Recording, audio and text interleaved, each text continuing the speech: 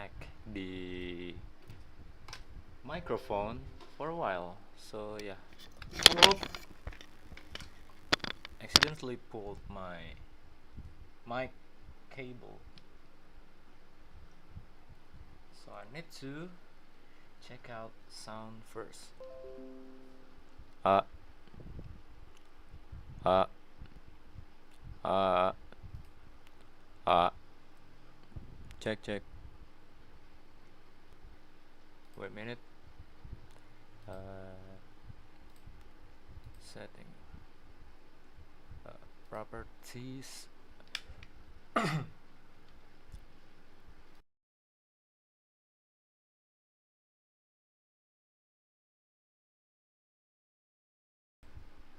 So yeah, welcome back everybody to the one and only and your Bray, Shut Up RDJ, and today we're gonna continue the progression of reading The Phantom of the Opera. So last week we have read the prologue and the first chapter of The Phantom of the Opera, and now today we're gonna read chapter 2 and hopefully we could get to chapter 3 as well. So right now, as you could see, that my avatar wouldn't move at all, even though I'm currently shaking, nodding my head. It's because I'm using the PNG for, you know, make it stable, because I hate interruption during stream. So yeah, without further ado, let's read chapter 2 of Phantom of the Opera.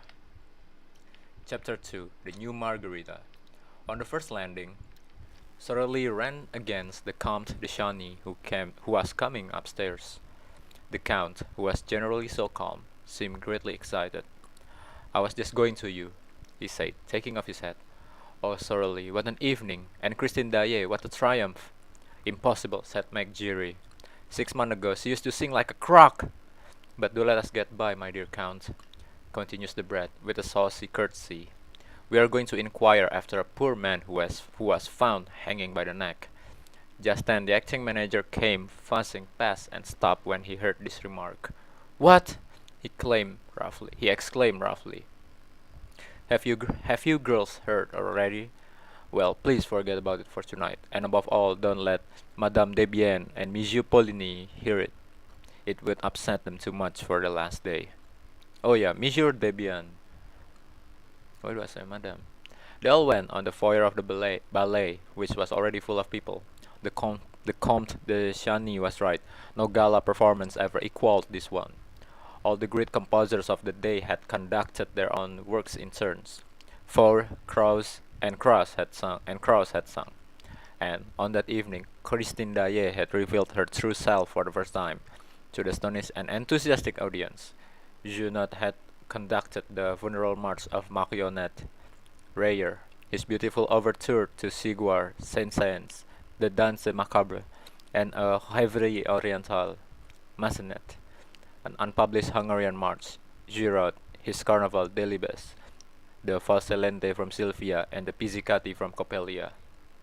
Mademoiselle Krauss had sung the bolero in the Vespri Siciliani, and Mademoiselle Denise Bloch the drinking song in Lucrezia Borgia. But the real triumph, I need to check out first. But the real triumph was reserved for Christine Daae, who had begun by singing a few passages from Romeo and Juliet.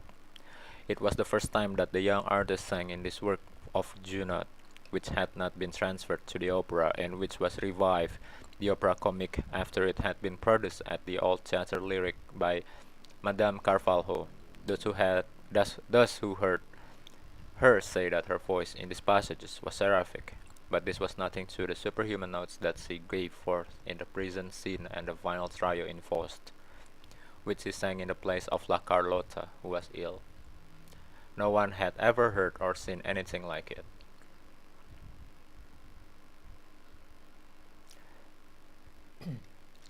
Daae revealed a new Margarita that night, a Margarita of splendor, a radiance hitherto unsuspected. The whole house went mad, rising to its feet, shouting, cheering, clapping, while Christine sobbed and fainted in the arms of her fellow singers and had to be carried to her dressing room. A few subscribers, however, protested. Why had so great a treasure been kept from them all that time? Till then, Christine Daae had played a good Sibel to Carlotta's rather too splendidly material Margarita, and it had needed Carlotta's incomprehensible and inexcusable absence from this gala night for the little Daae. At a moment's warning to show all that she could do in a part of the program reserved for the Spanish diva.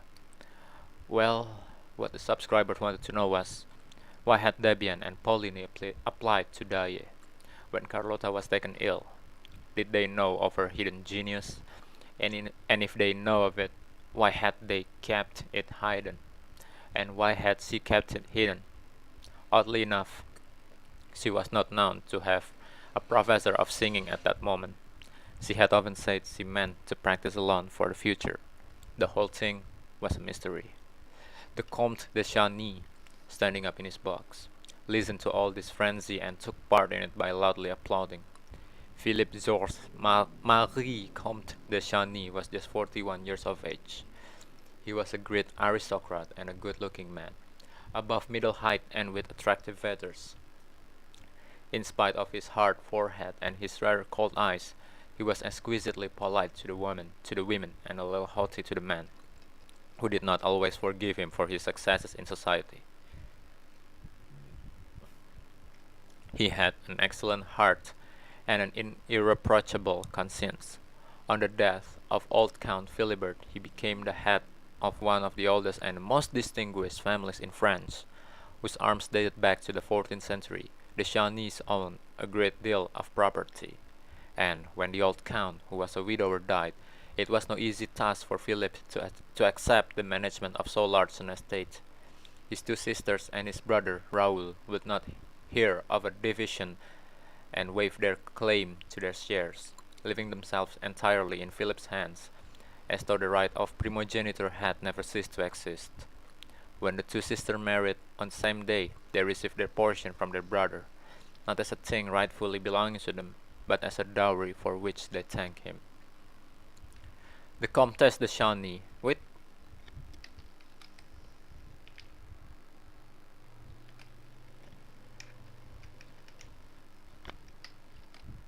Yeah. The Comtesse de Chagny, née de Morosie de la Martinière, had died in giving birth to Raoul, who was born 20 years after his elder brother. At the time of the old count's death, Raoul was 12 years old. Philip busied himself actively with the youngster education. He was admirably assisted in this work first by his sisters and afterward by an old aunt, the widow of a naval officer, who lived at Brest and gave young Raoul a test for the sea.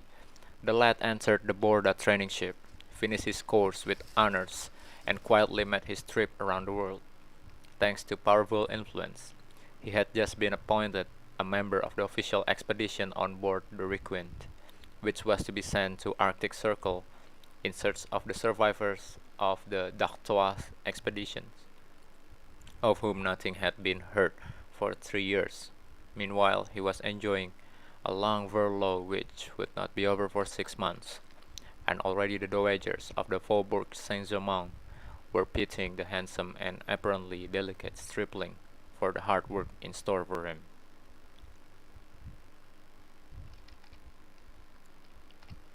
The shyness of the sailor lad, I was almost saying his innocence, was remarkable. He seemed to have but just left the woman's apron strings. As a matter of fact, petted as he was by his two sisters and his old aunt, he had retained from these purely feminine education manners that were almost candid and stamped with a charm that nothing had yet been able to sully. He was a little over 21 years of age and looked 18. He had a small, fair moustache, beautiful blue eyes, and a complexion like a girl's. Philip spoiled Raoul. To begin with, he was very proud of him and pleased to foresee a glorious career for his junior in the navy, in which one of their ancestors, the famous Chagny de la Roche, had held the rank of admiral. He took advantage of the young man's leave of absence to show him Paris, with all its luxurious and artistic delights. The Count considered that, at Raoul's age, it is not good, to be too good. Philip himself had a character that was very well balanced in work and pleasure alike. His demeanor was always faultless, and he was incapable of setting his brother a bad example. He took him with him wherever he went. He even introduced him to the foyer of the ballet.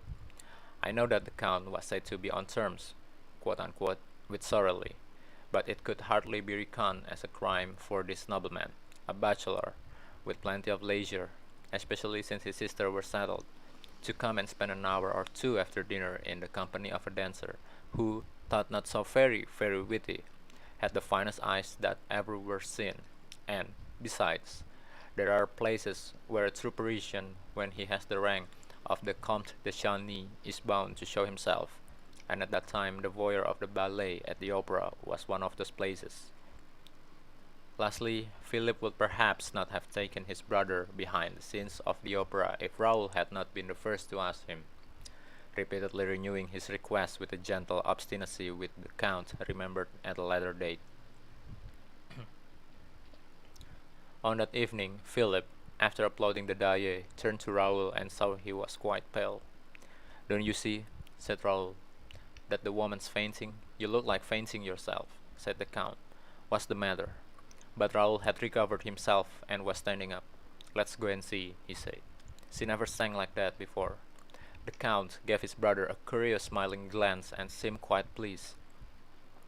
They were soon at the door, leading him from the house to the stage. Numbers of subscribers were slowly making their way through. Raoul tore his gloves without knowing what he was doing, and Philip had much too kind a heart to laugh at him for his impatience. But he now understood why Raoul was absent-minded when spoken to, and why he always tried to turn every conversation to the subject of the opera.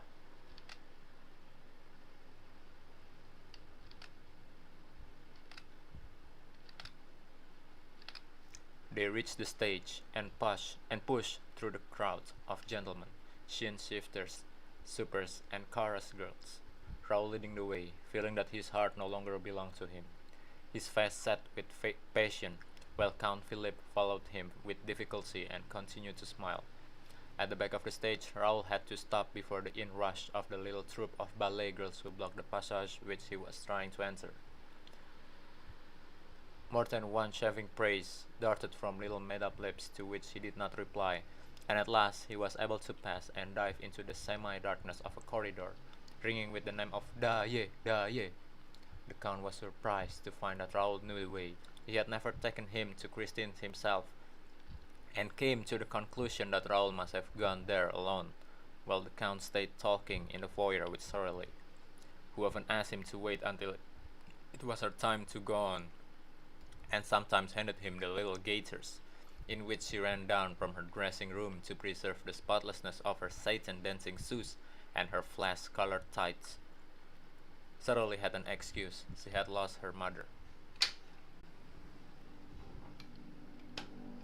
Postponing his usual visit to Sorelli for a few minutes, the Count followed his brother down the passage that led to Daye's dressing room, and saw that it had never been so cramped as on that evening, when the whole house, Christine, therefore, received the first aid of the one, while opening her eyes in the arms of the other.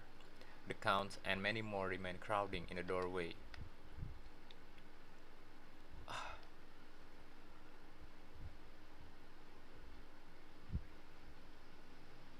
Wait a minute.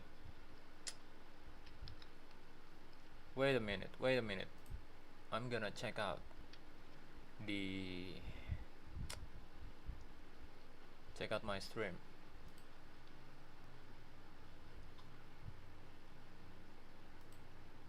Wait a minute. Oh yeah, it's actually still whatchamacallit. Wait.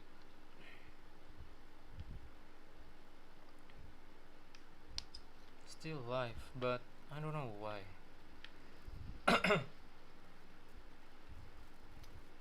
Wait a minute, guys. I need to do it. I've got to do it.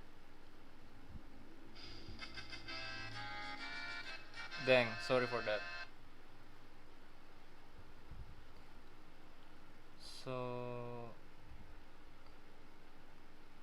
Oh yeah, we're still connected.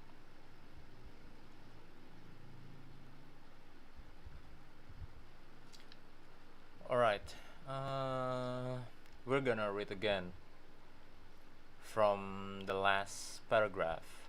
They reached the stage and pushed through the crowd of gentlemen, shin shifters, supers, and chorus girls. Raoul leading the way, feeling that his heart no longer belonged to him, his face set with passion, while Count Philip followed him with difficulty and continued to smile. At the back of the stage, Raoul had to stop before the inrush of the little troop of ballet girls who blocked the passage which he was trying to enter. More than one shaving praise darted from the little made-up lips to which he did not reply, and at last he was able to pass and dive into the semi-darkness of a corridor ringing with the name of Daye. Daye. The Count was surprised to find that Raoul knew the way. He had never taken him to Christine's himself, and came to the conclusion that Raoul must have gone there alone, while the Count stayed talking in the foyer with Sorelli, who often asked him to wait until it was her time to quote-unquote go on, and sometimes handed him the little gaiters in which she ran down from her dressing room to preserve the spotlessness of her satin dancing shoes and her flesh-colored tights. Sorelli had an excuse. She had lost her mother. Postponing his usual visit to Sorelli for a few minutes, the Count followed his brother down the passage that led to Daya's dressing room, and saw that it had never been so cramped as on that evening, when the whole house seemed excited by her success and also her fainting fit. For the girl had not yet come to, and the doctor of the theater had just arrived at the moment when Raoul entered at his heels. Christine, therefore, received the first aid of the one, while opening her eyes in the arms of the other. The Count and many more remained crowding in the doorway. "Don't you think, doctor, that those gentlemen had better clear the room?" asked Raoul coolly. "There's no breathing here." "You're quite right," said the doctor. And he sent everyone away except Raoul and the maid, who looked at Raoul with eyes of the most undisguised astonishment. She had never seen him before, and yet dared not question him. And the doctor imagined that the young man was only acting as he did because he had the right to. The Viscount, therefore, remained in the room watching Christine as she slowly returned to life, while even the joint managers, Debian and Poligny, who had come to offer their sympathy and congratulations, found themselves thrust into the passage among the crowd of dandies. The Comte de Chagny, who was one of the standing outside, laughed. "Oh, the rogue! The rogue!" and he added, under his breath. "Those youngsters with their schoolgirl's airs, so he's shiny after all." Whoop. Yep. He turned to go to Sorelli's dressing room, but met her on the way, with her little troop of trembling ballet girls, as we have seen. Meanwhile, Christine Daae uttered a deep sigh, which was answered by a groan. She turned her head, saw Raoul, and started.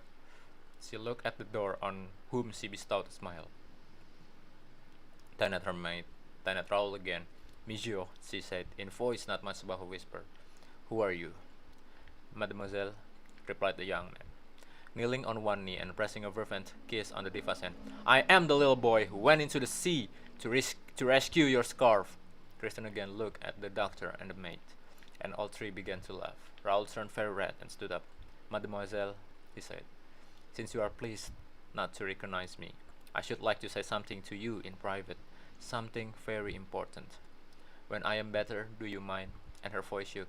"You have been very good." "Yes, you must go," said the doctor, with his pleasantest smile. "Leave me to attend to Mademoiselle." "I am not ill now," said Christine suddenly, with strange and unexpected energy. She rose and passed her hand over her eyelids.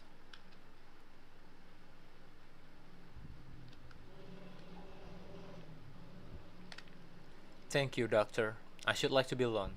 Please go away, all of you. Leave me. I feel very restless this evening." The doctor tried to make a short protest, but, perceiving the girl's evident agitation, he thought the best remedy was not to thwart her, and he went away, saying to Raoul outside, "She is not herself tonight. She is usually so gentle." Then he said good night, and Raoul was left alone. The whole of this part of the theater was now deserted. The farewell ceremony has no doubt taken place in the foyer of the ballet. Raoul thought that Daae might go to it, and he waited in the silent solitude. Even hiding in the favoring shadow of a doorway, he felt a terrible pain at his heart, and it was of this that he wanted to speak to Daae without delay. Suddenly, the dressing room door opened, and the maid came out by herself, carrying bundles. He stopped her and asked how her mistress was. The woman laughed and said that she was quite well, but that he must not disturb her, for she wished to be left alone, and she passed on. One idea alone filled Raoul's burning brain. Of course, Daya wished to be left alone for him. Had he not told her that he wanted to speak her privately? Hardly breathing, he went up to the dressing room and, with his ear to the door to get a reply, prepared to knock.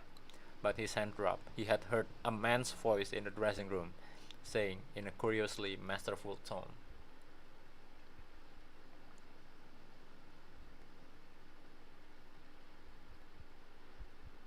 "Christine, you must love me." And Christine's voice, infinitely sad and trembling, as though accompanied by tears, replied, "How can you talk like that when I sing only for you?" Raoul leaned against the panel to ease his pain. His heart, which had seemed gone forever, returned to his breast and was throbbing loudly. The whole passage echoed with its beating, and Raoul's ears were deafened. Surely, if his heart continued to make such noise, they would hear it inside. They would open the door, and the young man would be turned away in disgrace. What a position for Shahni, to be caught listening behind a door! It took his heart in his two hands to make it stop. The man's voice spoke again. "Are you very tired?" "Oh, tonight I gave you my soul, and I am dead," Christian replied. "Your soul is a beautiful thing, child," replied the grave man's voice, "and I thank you. No emperor ever received so fair a gift. The angels wept tonight." Raoul heard nothing after that. Nevertheless, he did not go away, but, as though he feared lest he should be caught, he returned to his dark corner, determined to wait for the man to leave the room. At one and the same time, he had learned what love meant, and hatred. He knew that he loved. He wanted to know whom he hated. To his great astonishment, the door opened and Christine Daae appeared, wrapped in furs, with her face hidden in a lace veil, alone. She closed the door behind her, but Raoul observed that she did not lock it. She passed him. He did not even follow her with his eyes, for his eyes were fixed on the door, which did not open again.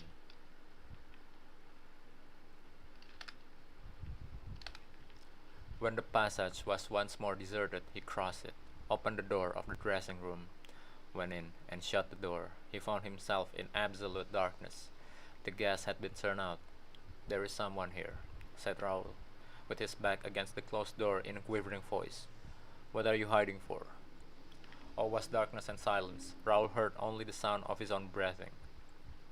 He quite failed to see that the indiscretion of his conduct was exceeding all bounds. "You shan't leave this until I let you," he exclaimed. "If you don't answer, you're a coward, but I'll expose you." And he struck a match. The blast lit up the room. There was no one in the room.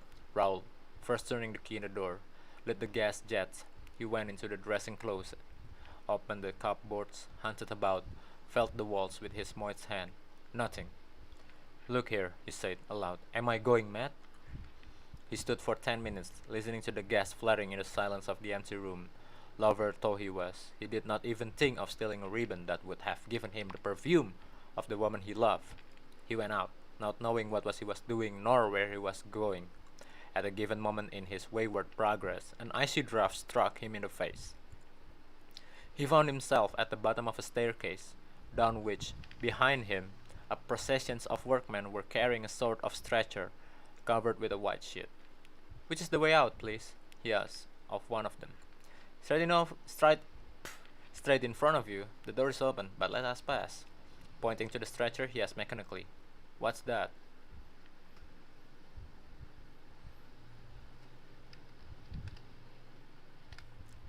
The workman answered, "That is Joseph Bouquet, who was found in the third cellar, hanging between a farmhouse and a scene from the Roi de la Rue." He took off his hat, fell back to make room for the procession, and went out. Okay, that was chapter 2. I think I could do the chapter 3 as well. So yeah, I'm gonna look. Yep, it's actually not that much for chapter 3. But before we do that, I need to drink because it's really, you know, I'm very thirsty. So yeah, be right back, guys.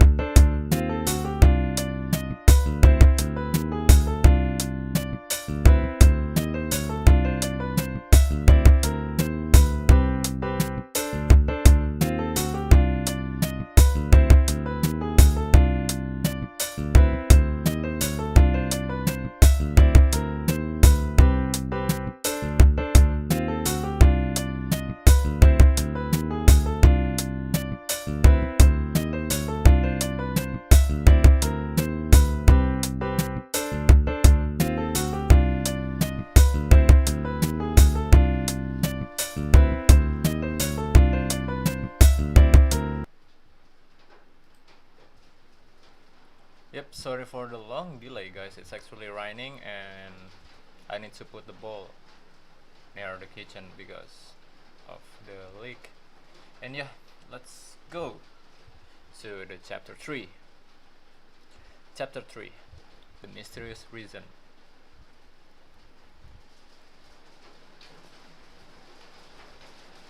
During this time, the farewell ceremony was taking place. I have already said that this magnificent function was being given on the occasion of the retirement of Monsieur Debian and Monsieur Poligny, who had determined to quote-unquote die game, as we say nowadays. They had been assisted in the realizations of their ideal, though melancholy, programmed by all that counted in the social and artistic world of Paris. All these people met, after the performance, in the foyer of the ballet, where sorely waited for the arrival of the retiring managers with a glass of champagne in her hand and a little prepared speech at the tip of her tongue. Behind her the member of the Corps de Ballet, young and old, discussed the events of the day in whispers or exchanged discreet signals with their friends. A noisy crowd of whom surrounded the supper tables arranged along the slanting floor. A few of the dancers had already been changed into ordinary dress, but most of them wore their skirts of gossamer gauze, and all had thought it the right thing to put on a special face for the occasion. All, that is, except little James, whose 15 summers, happy age, seemed already have forgotten the ghost and the death of Joseph Bouquet. She never ceased to laugh and chatter, to hop about and play practical jokes, until Madame Debian and Poligny appeared on the steps of the voyeur, when she was severely called to order by the impatient Sorelli.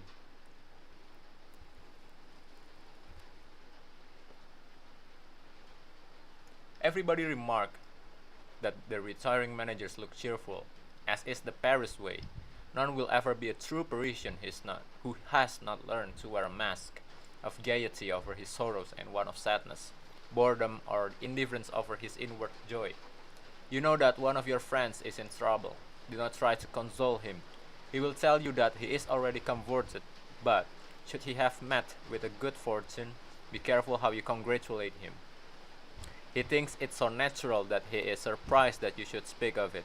In Paris, our lives are one masked ball, and the voyeur of the ballet is the last place in which two men, so quote-unquote knowing as Monsieur Debian and Monsieur Poligny, would have made the mistake of betraying their grief, however genuine it might be, and they were already smiling rather too broadly upon Sorelli, who had begun to recite her speech when an exclamation from that little madcap of James broke the smile of the managers so brutally that the expression of distress and dismay that lay beneath it became apparent to all eyes. Whoop. The opera goes! James yelled these words in a tone of unspeakable terror, and her finger pointed among the crowd of dandies to a face so pallid, so lugubrious, and so ugly, with two such deep black cavities under the straddling eyebrows, that the death's head in question immediately scored a huge success.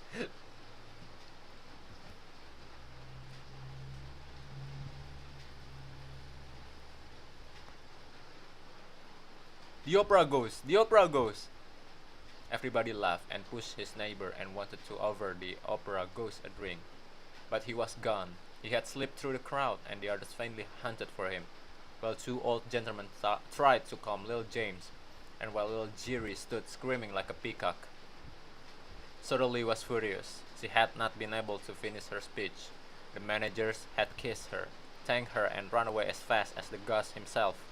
No one was surprised at this, for it was known that they were to go through the same ceremony on the floors above, in the foyer of the singers, and that finally they were themselves to receive their personal friends for the last time in the great lobby outside the manager's office, where a regular supper would be served. Here they found the new managers, Monsieur Ama Monchalmont and Monsieur Valmont's Richard, whom they hardly knew. Nevertheless, they were lavish in protestations of friendship and received 1,000 flattering compliments in reply, so that those of the guests who had feared that they had a rather tedious evening in store for them at once put on brighter faces. The supper was almost gay, and a particularly clever speech of the representative of the government, mingling the glories of the past with the success of the future, caused the greatest cordiality to prevail.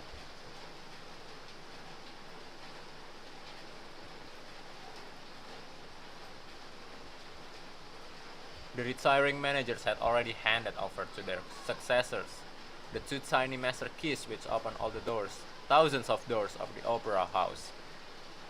And those little keys, the object of general curiosity, were bringing pace from hand to hand, when the attention of some of the guests was diverted by the discovery at the end of the table of that strange, wan, and fantastic face, with the hollow eyes which had already appeared in the foyer of the ballet and been greeted by little James' exclamation. The opera ghost, there sat the ghost, as natural as could be, except that he neither ate nor drank. Those who began by looking at him with a smile ended by turning away their heads, for the sight of him at once provoked the most funereal thoughts.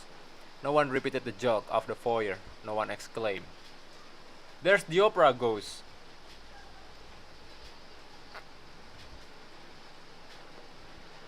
He himself did not speak a word, and his very neighbors could not have stated at what precise moment he had sat down between them.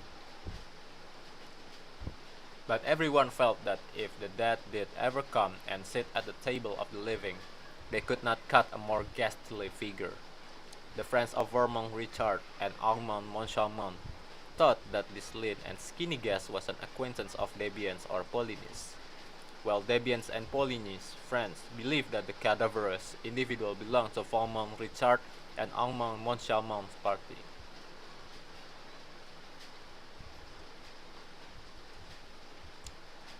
The result was that no request was made for an explanation, no unpleasant remark, no joke in bad taste, which might have offended this visitor from the tomb.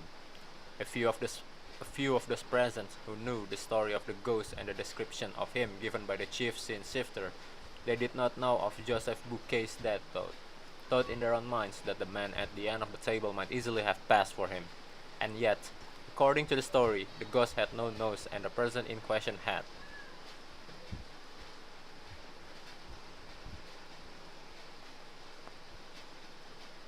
But Monsieur Monchalmont declares, in his memoirs, that the guest's nose was transparent.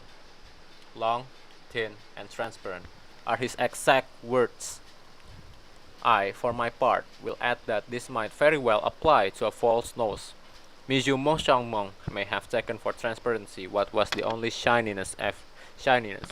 Everybody knows that orthopedic science provides beautiful false noses for those who have lost their noses naturally or as the result of an operation. Did the ghost really take a seat at the manager's supper table that night uninvited? And can we be sure that the figure was that of the opera ghost himself? Who would venture to assert as much? I mention the incident not because I wish for a second to make the reader believe, or even to try to make him believe, that the ghost was capable of such sublime piece of impudence, but because, after all, the thing is impossible.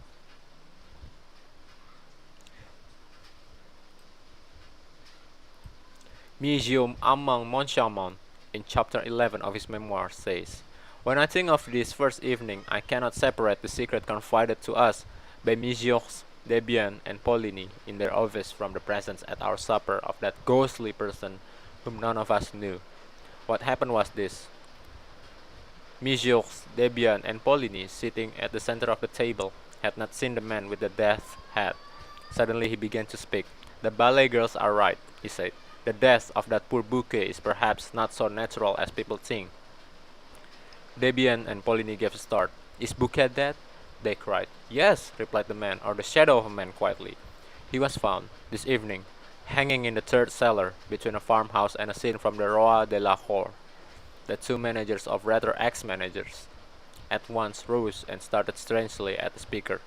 They were more excited than they need have been. This is to say, more excited than any one need be by the announcement of the suicide of a chief scene shifter. They looked at each other. They had both turned whiter than the tablecloth. At last, Debian made a sign to Monsieur Richard and Monchalmont.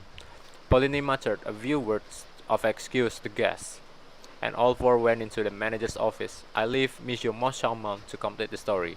In his memoir, he says, the two managers, whoa, oh yeah, Mugio, Debian, and Polini seems to grow more and more excited, and they appeared to have something very difficult to tell us. First, they asked us if we knew the man sitting at the end of the table who had told them of the death of Joseph Bouquet, and when we answered in the negative, they looked still more concerned. They took the master keys from our hand, stared at them for a moment, and advised us to have new locks made, with the greatest secrecy for the rooms, closets, and presses that we might wish to have hermetically closed. They said they said this so funnily that we began to laugh and to ask if there were thieves at the opera. They replied that there was something worse, which was the ghosts. We began to laugh again, feeling sure that they were indulging in some jokes that was intended to crown our little entertainment. Then, at their request, we become serious, quote unquote, resolving to humor them and to enter into the spirit of the game. They told us they never would have spoken to us of the ghost if they had not received formal orders from the ghost himself to ask us to be pleasant to him and to grant any request that he might take. However, in their relief at leaving a domain where the tyrannical shade held sway, they had hesitated until the last moment to tell us this curious story, which our skeptical minds were certainly not prepared to entertain. But the announcement of the death of Joseph Bouquet had served them as a brutal reminder that, whenever they had disregarded the ghost's wishes, some fantastic or disastrous event had brought them to a sense of their dependence. During this unexpected utterance made in a tone of the most secret and important confidence, I looked at Richard. Richard, in his student days, had acquired a great reputation for practical joking, and he seemed to relish the dish which was being served up to him in his turn. He did not miss a morsel of it, though the seasoning was a little gruesome because of the death of Bouquet. He nodded his head sadly while the other spoke, and his features assumed the air of a man who bitterly regretted having taken over the opera. Now that he knew that there was a ghost mixed up in the business, I could think of nothing better than to give him a servile imitation of this attitude of despair. However, in spite of all our efforts, we could not, at the finish, help bursting out laughing in the faces of Mijour, Debian, and Poligny, who, seeing us pass straight from the gloomiest state of mind to one of the most insolent merriment, acted as though they thought that we had gone mad.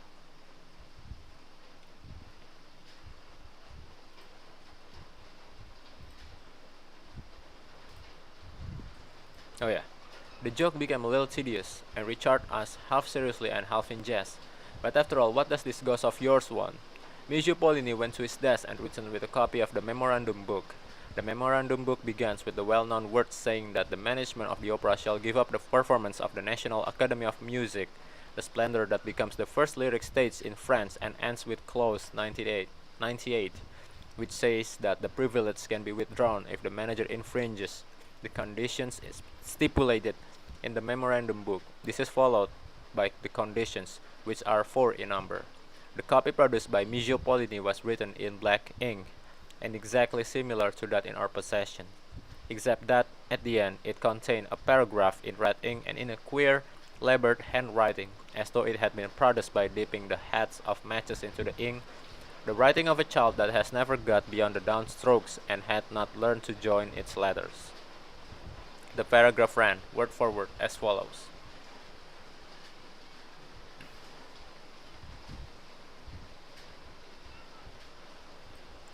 "5. Or if the manager in any month delay for more than a fortnight the payment of the allowance which he shall make to the opera ghost, an allowance of 20,000 francs a month, say 240,000 francs a year." Monsieur Poligny pointed with a hesitating finger to his last clause, which we certainly did not expect. "Is this all? Does he not want anything else?" asked Richard with the greatest coolness. "Yes, he does," replied Poligny, and he turned over the pages of the memorandum book until he came to the clause specifying the days on which certain private boxes were to be reserved for the free use of the President of the Republic, the Minister, and so on. At the end of this clause, a line had been added, also in red ink. "Box 5 on the grand tier shall be placed at the disposal of the opera ghost for every performance." When we saw this, there was nothing else for us to do but to rise from our chairs, shake our two predecessors warmly by the hand, and congratulate them on thinking of this charming little joke, which proved that the old friend's sense of humor was never likely to become extinct. Richard added that he now understood why Mijo, Debian, and Poligny were retiring from the management of the National Academy of Music. Business was impossible with so unreasonable a ghost.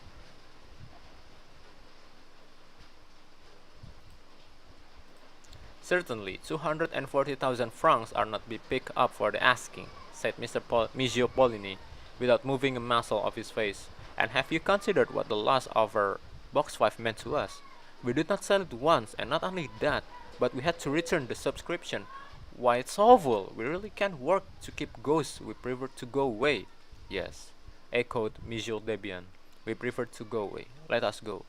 And he stood up. Richard said, but after all, it seems to me that you were much too kind to the ghost. If I had such troublesome ghost as that, I should not hesitate to have him arrested. But how? Where? They cried, in chorus. We have never seen him. But when he comes to his box, we have never seen him in his box. Then sell it.